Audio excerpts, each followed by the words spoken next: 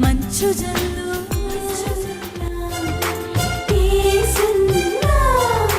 మేఘనాథుడై వచ్చుచున్న మేఘారూఢుడా, రెండంచుల ఖడ్గమును నోట ధరించిన వాడా, మృత్యువునకు మృత్యులోకముకు అధికారి అయిన వాడా, యుగ యుగములో సజీవుడైన వాడా, ఏడు దీప స్తంభముల మధ్య సంచరించువాడా, మృతుడై మరలా బ్రతికిన వాడా, అగ్ని జ్వాలల వంటి కన్నులు కలిగిన వాడా, అపరంజని పోలిన పాదములు కలిగిన వాడా, దావీదు తనయా హోసన్నా, యూదుల రాజా యేసన్నా, యేసన్నా, యేసన్నా.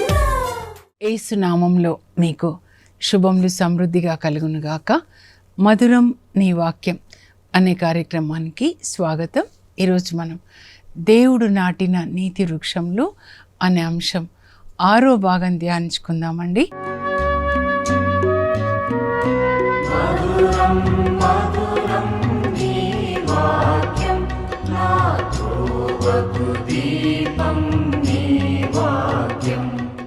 ఈరోజు దేవుడు నాటిన నీతి వృక్షం ఎవరంటే నాకు చాలా చాలా చాలా ఇష్టమైన యోసేపు. యోసేపు ఫలించిన కొమ్మ అంటాడు దేవుడు. యోసేపుని వాళ్ళ నాన్న అలా ఆశీర్వదిస్తారనమాట.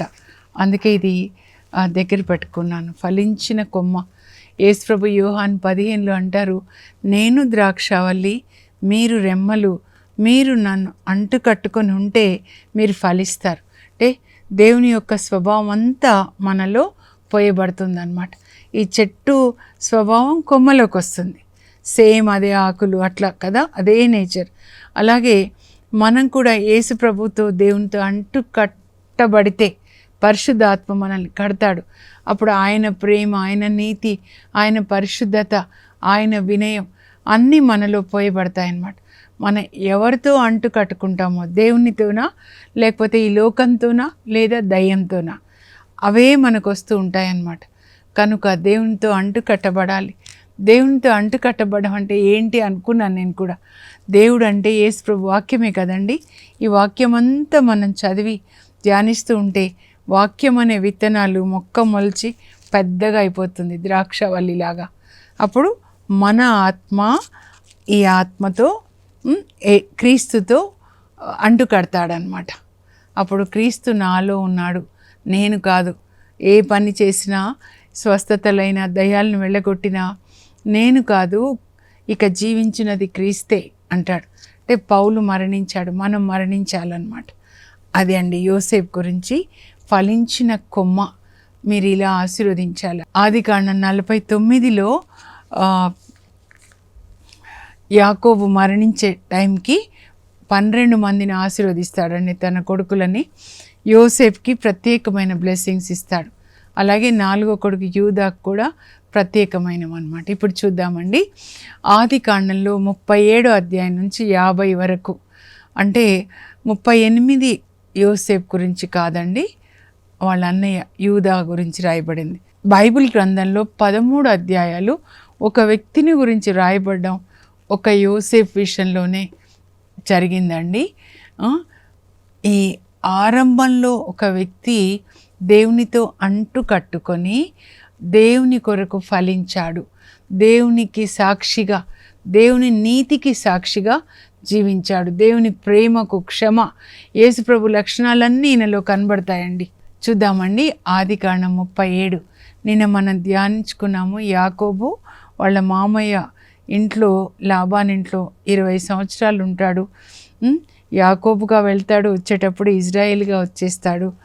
తన 12 మంది కుమారులతో తిరిగి తండ్రి ఇంటిని చేరుకుంటాడు. తర్వాత ఇస్సాకు మరణించినప్పుడు యాకోబు వాళ్ళ అన్నయ్యని కూడా పిలుస్తాడు, ఏసావుని. ఇద్దరు కలిసి సమాధి చేస్తారండి. అబ్రాం విషయంలో కూడా అంతే. అబ్రాం మరణించినప్పుడు ఇస్సాకు వాళ్ళ అన్నయ్య ఇష్మాయేల్ని కూడా పిలిచి ఇద్దరూ కలిసి సమాధి చేస్తారు. ఆ చిన్న చిన్నవి కూడా ఎందుకు రాయబడ్డాయి అంటే పిల్లలకి తల్లిదండ్రుల పట్ల బాధ్యతలండి.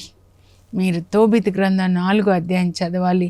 తోబితు వాళ్ళ కొడుక్కి చెప్తాడు, నేను మరణించినప్పుడు నన్ను అన్ని మర్యాదలతో భూస్థాపనం చెయ్యి, మీ అమ్మని చాలా గౌరవంగా చూసుకో, ఇవి మీ బాధ్యతలండి. మిమ్మల్ని కన్నా తల్లిదండ్రులకి సేవ చేయడము, విధేయించడము, వాళ్ళు చెప్పినట్టు వినడము, వాళ్ళని వృద్ధాప్యంలో చూసుకోవడము, చనిపోయినప్పుడు అన్ని మర్యాదలతో వాళ్ళని సమాధి చేయడము మీ బాధ్యత అన్నమాట. ఇప్పుడు ఈ టైం కండి 37వ అధ్యాయానికి వచ్చేసరికి యోసేపుకి 17 సంవత్సరాల వయసు అన్నమాట. ఈ 17 సంవత్సరాల వయసు అంటే టీనేజ్ అంటాం కదా, 17. యోసేపు దేవునితో కనెక్ట్ చేసుకున్నాడండి. 12 మంది కొడుకులు ఉన్నారు, 11 మంది లోకరీత్యా ఉన్నారు, కానీ యోసేపు మాత్రం దేవునితో కనెక్ట్ చేసుకున్నాడు. అంటే వాళ్ళకి అప్పుడు వాక్యం ఎక్కడిదండి, దేవుడు మాట్లాడుతూ ఉన్నారు అబ్రహాంతో, అన్ని ఆజ్ఞలు కూడా. అప్పుడు అబ్రహాము ఇస్సాక్కి చెప్పాడు, ఇస్సాక్ యాకోబ్కి చెప్పాడు, యాకోబ్ 12 మందికి చెప్పాడు. కానీ లోపల వెళ్ళి హృదయంలో నాటబడి సారవంతమైన నేలలాగా 30 అంతలు 60 అంతలు 100 అంతలు ఫలించింది యోసేపు హృదయము సారవంతమైన నేల అన్నమాట. అప్పుడు ఇంకా కొంచెం బ్రీఫ్గా చెప్తానండి. యోసేపు కలల్లో దేవుడు మాట్లాడుతూ ఉన్నారు. కలల్లో ఎవరితో మాట్లాడతారంటే, ఎవరు ఆత్మ హృదయంలో దేవుని ఆత్మతో కనెక్ట్ అవుతుందో అప్పుడు పరిశుద్ధాత్మ దేవుడు కలల ద్వారా మనతో మాట్లాడతారు. Spirit speaks to spirit in dreams, in visions and also directly కూడా. ఇలా ఉన్నప్పుడు కూడా, ధ్యానంలో ఉన్నప్పుడు, స్థుతిలో ఉన్నప్పుడు పరిశుద్ధాత్మ మనతో మాట్లాడుతూ ఉంటాడనమాట. యోసేపుతో మాట్లాడతారండి. ఏంటి అంటే యోసేపు విషయంలో దేవుని యొక్క ప్రణాళిక ఏంటి అని కలల ద్వారా మాట్లాడతాడు. ఆయన పొలంలో కట్టలు కడుతూ ఉంటే మరి వాళ్ళ అన్నయ్యలు వంగి నమస్కారం చేస్తున్నట్లుగా అలా ఇదంతా మనం ధ్యానించుకున్నాము చాలాసార్లు. అంతేకాకుండా యోసేపుని యాకోబు ఎక్కువగా ప్రేమిస్తున్నాడు. ఎందుకు అనంటే మరి తనకి ప్రియమైనటువంటి రాహేల్కి పుట్టిన కొడుకు, వాళ్ళిద్దరి ప్రేమ ఫలం అన్నమాట. కానీ బెంజమిన్ పుట్టగానే రాహేల్ చనిపోతుంది కదండి. యోసేపుని ఎక్కువగా ఆయన ప్రేమిస్తున్నాడు. యోసేపు కలలు కంటూ ఉన్నాడు అంటే దేవునితో కనెక్ట్ అయి ఉన్నాడు. వాళ్ళ అన్నయ్యలు ఆయనను ద్వేషిస్తూ ఉన్నారు, ఎందుకంటే వాళ్ళ నాన్న ఈయనను ప్రత్యేకంగా ప్రేమిస్తున్నాడు అని. ముదిమిన పుట్టిన బిడ్డ అని రాస్తారు. అయితే వీళ్ళ అన్నయ్యలు షెకెంలో గొర్రెలు కాస్తున్నారు, వీళ్ళేమో హెబ్రోన్లో ఉంటున్నారండి. అబ్రాహాం, ఇస్సాక్, యాకోబులు వాళ్ళు హెబ్రోన్లోనే నివసించారు. వాళ్ళ సమాధులు కూడా అక్కడే ఉంటాయన్నమాట, మమ్రేలో మక్వేలా అనే గుహ. అయితే ఈ అన్నయ్యలు గొర్రెలు కాయడానికి ఎక్కడికి వెళ్ళారంటే షెకెంకి వెళ్ళారండి. ఇంకా ఇంటికి తిరిగి రారనమాట.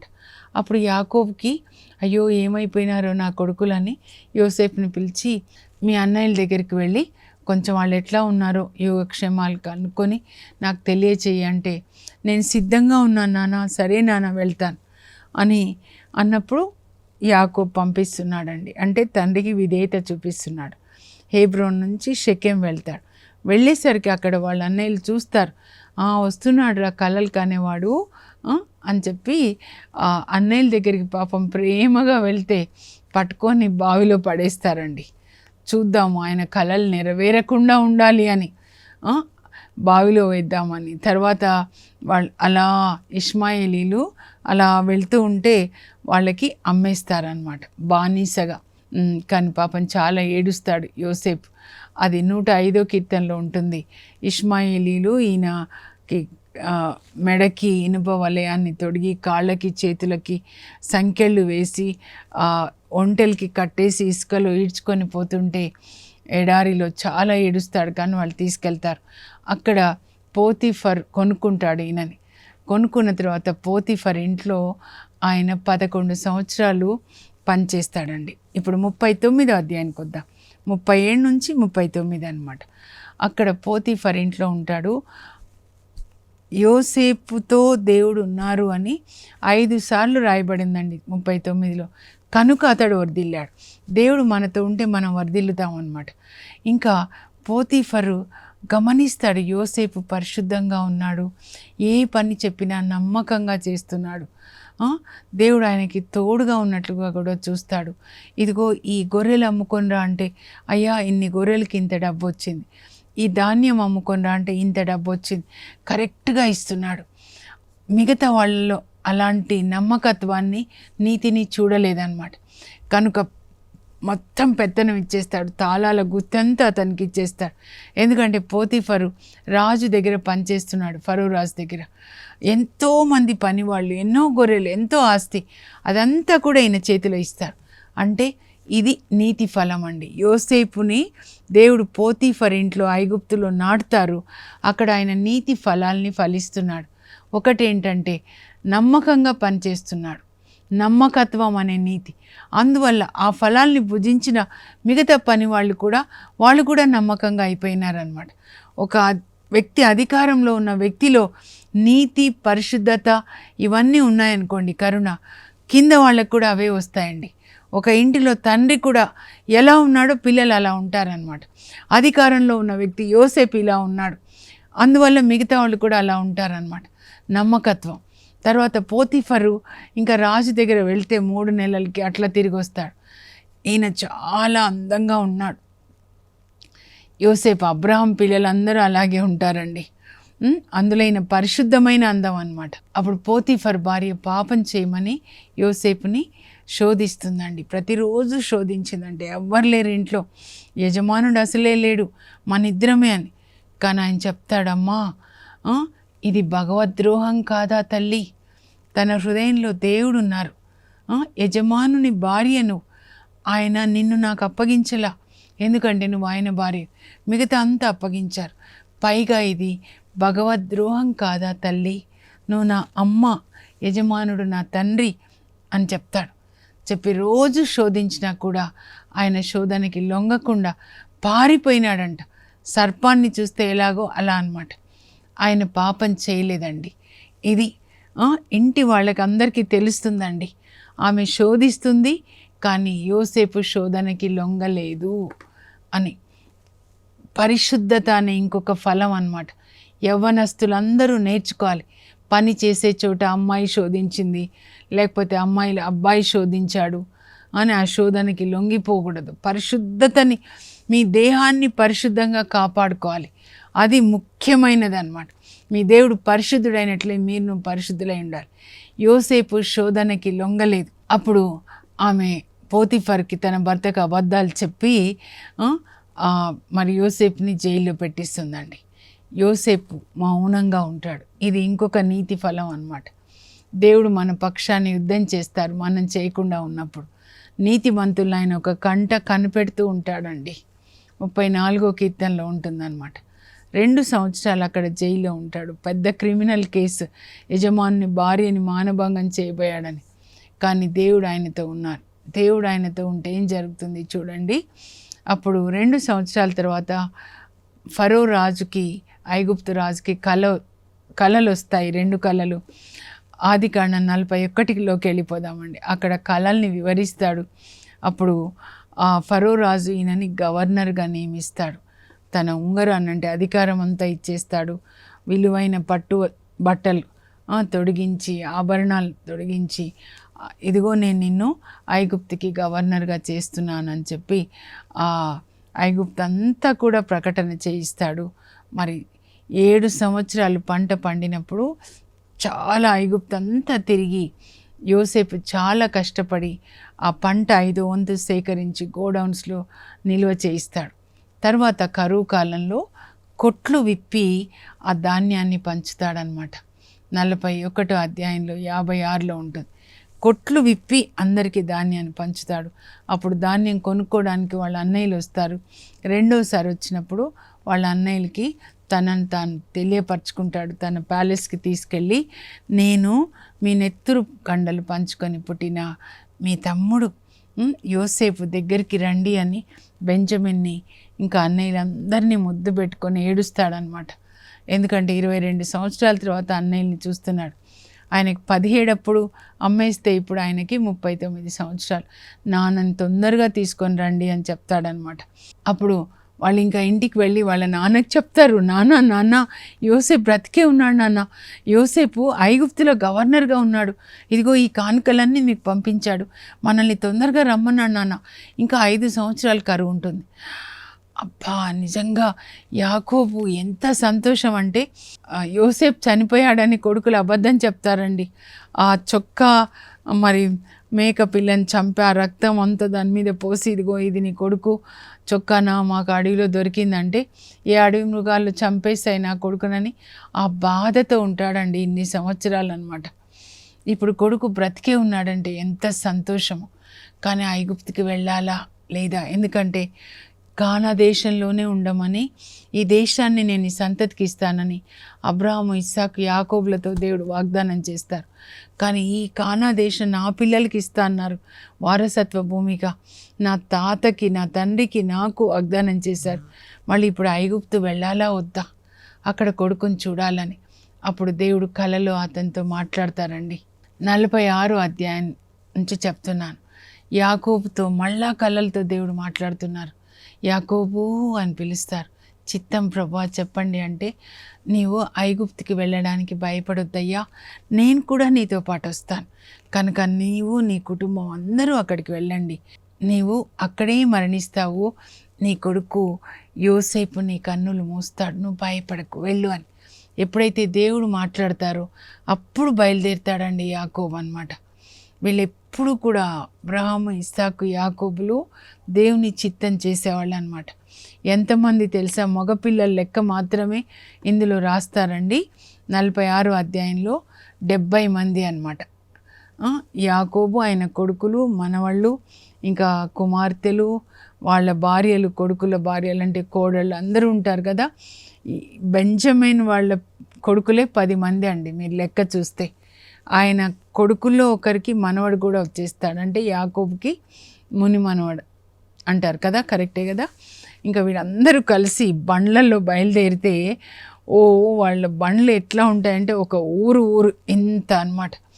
ఇంకా ప్రజలు వెళ్ళి, ఐగుప్తు ప్రజలు వెళ్ళి రాజుకు చెప్తారంట, గవర్నర్ వాళ్ళ నాన్న వాళ్ళ సోదరులు వస్తున్నారండి, ఎంతమందో అని. ఇంకా యోసేపుకి కూడా తెలియగానే ఉండలేక ఆయన నాన్నను చూడాలి అని ఆయన రథం సిద్ధం చేసుకొని ఎదురు వెళ్తాడు.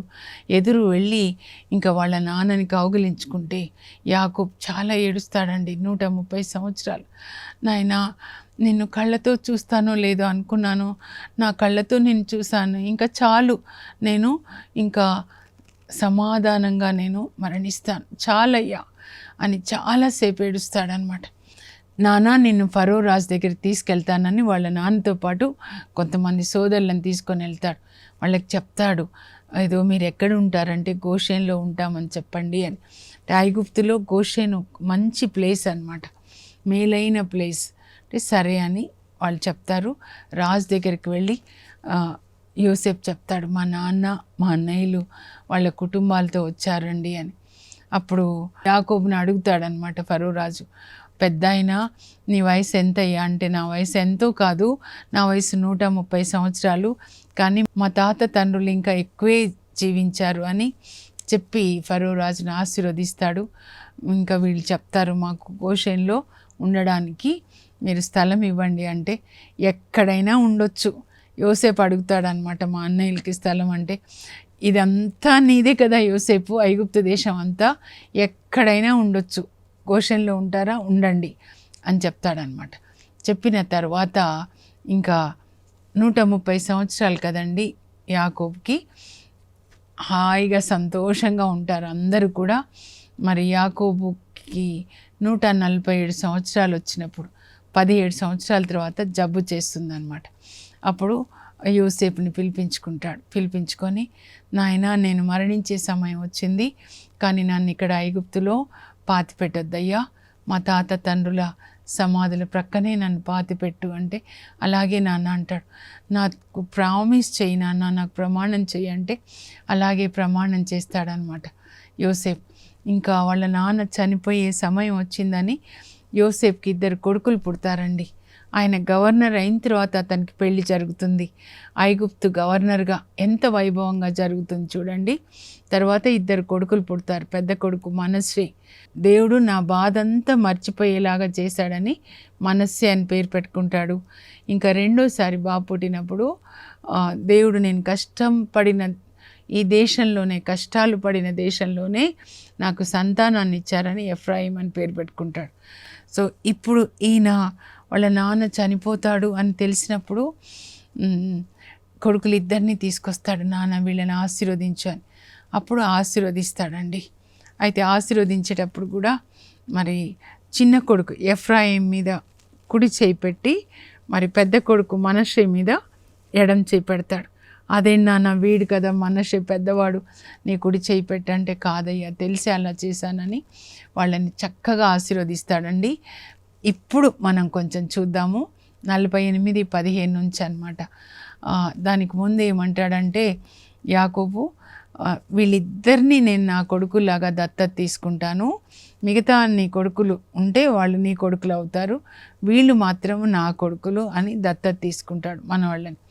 ఇంకప్పుడు నా తాత తండ్రులకు అబ్రాహాము ఇస్సాకుల దేవుడు, నన్ను అన్ని ఆపదల నుంచి కాపాడిన దేవుడు, ఈ రోజు వరకు నన్ను కాపాడిన దేవుడు ఈ బాలులను ఆశీర్వదించునుగాక అని చెప్పి, ఇంకా ఈ ఇజ్రాయేలు ప్రజలు తమ బిడ్డల్ని దీవించేటప్పుడు మీరు కూడా మనస్సే ఎఫ్రాయిం అంతటి వారులాగుదురుగాక అని దీవెనలు పలుకుదురు, మీకు నా దీవెనలు అంటాడు. అంటే అంత ఆశీర్వాదం ఇస్తాడనమాట వాళ్ళకి. ఆ తర్వాత చెప్తాడు, నాన్న షెకెంలో ఉన్నప్పుడు వచ్చేటప్పుడు షెకెంలో ఆగుతారండి.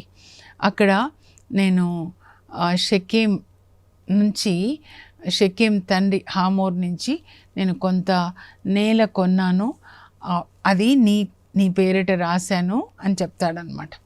ఇది ఎందుకు చెప్తున్నానో నేను మీకు తర్వాత చెప్తానండి.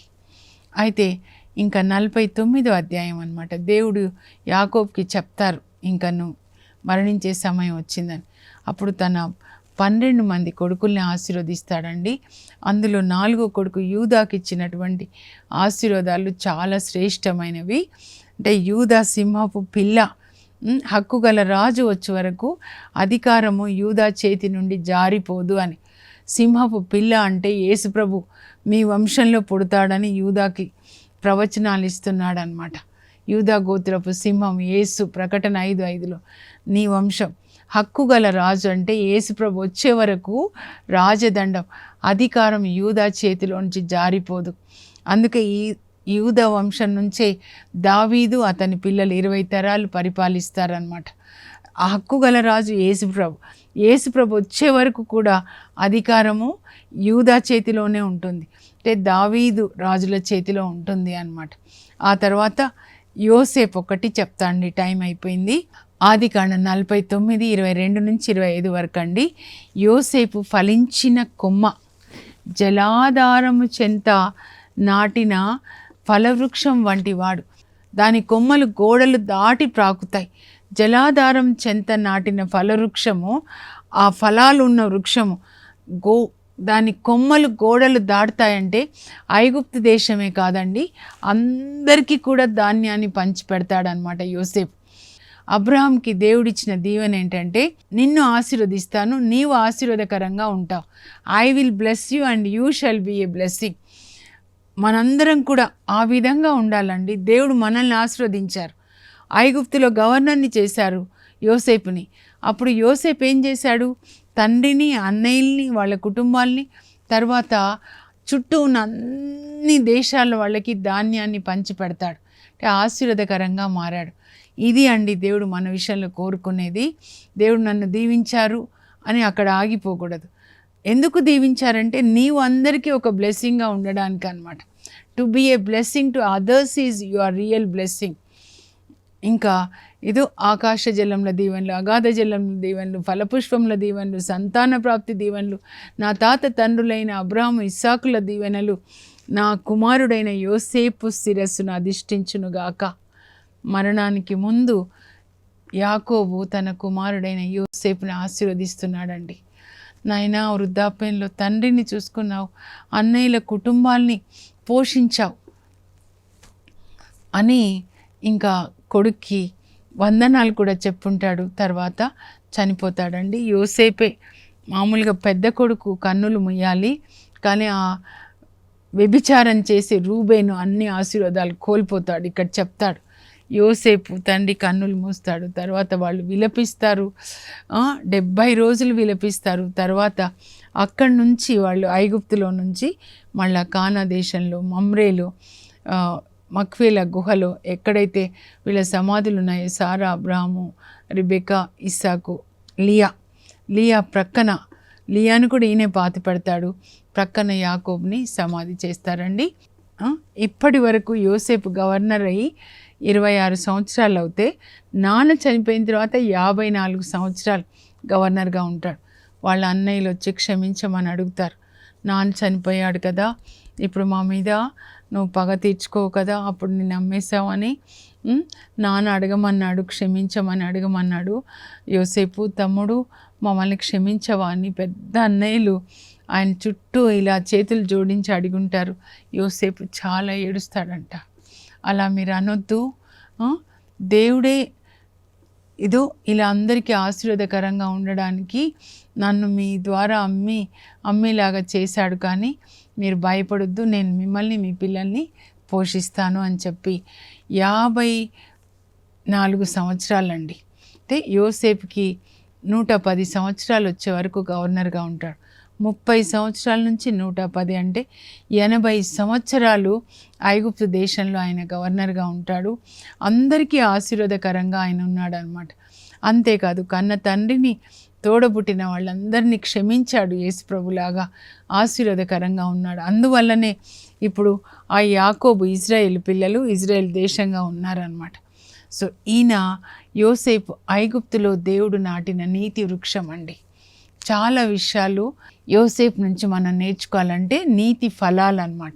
ఎలా క్షమించాలి, ఎలా తండ్రిని చూసుకోవాలి, ఎలా అన్నయ్యల్ని ఆదరించాడు, ఆయన ఉన్నత స్థానంలో ఉన్నప్పుడు ఎలా అందరికీ కూడా ఆశీర్వాదకరంగా మారాడు. దేవుడు మమ్మల్ని దీవించారు అని సాక్ష్యం కాదండి, సాక్ష్యం ఏంటంటే నీవు ఎంతమందికి ఆశీర్వాదకరంగా ఉన్నావు. ముగించే ముందు ముఖ్య అంశాలు ఒకసారి చదువుతాను, మీరు రాసుకోనండి, పాటించండి. దేవుడు నాటిన నీతి వృక్షంలో యోసేపు దేవుడు నాటిన నీతి వృక్షం. ఐగుప్తులో ఇజ్రాయేలు యోసేపుని ఇతర కుమారుల కంటే ఎక్కువగా ప్రేమించను. ఇక్కడ ఇజ్రాయేల్ అంటే యోసేపు అండి. యోసేపు కలలు, సోదరులు యోసేపును అమ్మివేయుట, యోసేపు నమ్మకత్వము, పరిశుద్ధత, నీతి ఫలములు, శ్రమలు, ఫరో కలలు, యోసేపు ఐగుప్తు గవర్నర్గా నియమింపబడుట, యాకోబు అతని కుటుంబం ఐగుప్తు చేరుట, యోసేపు తన తండ్రిని సోదరులను ఆదరించుట, యాకోబు యోసేపు బిడ్డలను దత్తత తీసుకొనుట, యాకోబు తన 12 మంది కుమారులను దీవించి మరణించుట 147 సంవత్సరాల వయసులో. ఆదికాండం 47:28 ఉంటుందండి. యాకోబును పాతిపెట్టుట, యోసేపు చివరి రోజులు, యోసేపు మరణం 110 సంవత్సరాల వయసులో. సామెతల గ్రంథంలో నీతిని విత్తువాడు శాశ్వత బహుమానమును పొందును. ఇది అబ్రాహాము, ఇస్సాకు, యాకోబు, యోసేపులకి నెరవేరుతుందండి. నీతిగా జీవించారు వాళ్ళు కనుక శాశ్వత బహుమానం. నీతిమంతుడు దేవుని కుమారుడవునేని దేవుడు అతని కోపు తీసుకొనును, శత్రువుల బారి నుండి అతనిని కాపాడును. నీతిమంతుని ఇల్లు గొప్ప ధననిధి. యోసేపు ఇల్లు అన్నమాట. ఇప్పుడు ప్రార్థన చేసుకుందామండి. ప్రార్థన ఏంటంటే ఇదిగో ఇలా యోసేపులాగా జీవించాలి ప్రభా. పరలోక తండ్రి, మేము కూడా మీరు నాటినటువంటి నీతి వృక్షాలుగా ఉండి యోసేపు వలె నీతి ఫలాల్ని ఫలించి అనేకులకు ఆశీర్వాదకరంగా ఉండడానికి మాకు కృప దయచేయండి. యేసు నామంలో అడుగుచున్నాం తండ్రి, ఆమెన్. బైబిల్ గ్రంథాన్ని ఒంటరిగా ఒక్కరే కూర్చొని మెల్లగా చదువుతుంటే ఈ విషయాలన్నీ ప్రభు మనకి బోధిస్తారండి. వినడానికి చదవడానికి మాత్రమే కాదు బైబిల్ గ్రంథము, ఆచరించడానికి అన్నమాట. జీవించే వాళ్ళ పేర్లు పరలోకంలో జీవ గ్రంథంలో రాయబడతాయి. కనుక మీరు ఈ గ్రంథంలో వాక్యాల్ని యోసేపుని మాదిరిగా తీసుకొని జీవించండి. దేవునికి మహిమకరంగా, దేవునికి సాక్ష్యంగా. God bless you. Have a blessed day. For information, please contact us. Our address, Mrs. Jacinta Rani, 214 Pavani Estates, near St. Anthony's High School, Himayat Nagar, Street number 8, Hyderabad 29. మంచు జల్లు ఇది మహిమ జల్లు మంచు జల్లు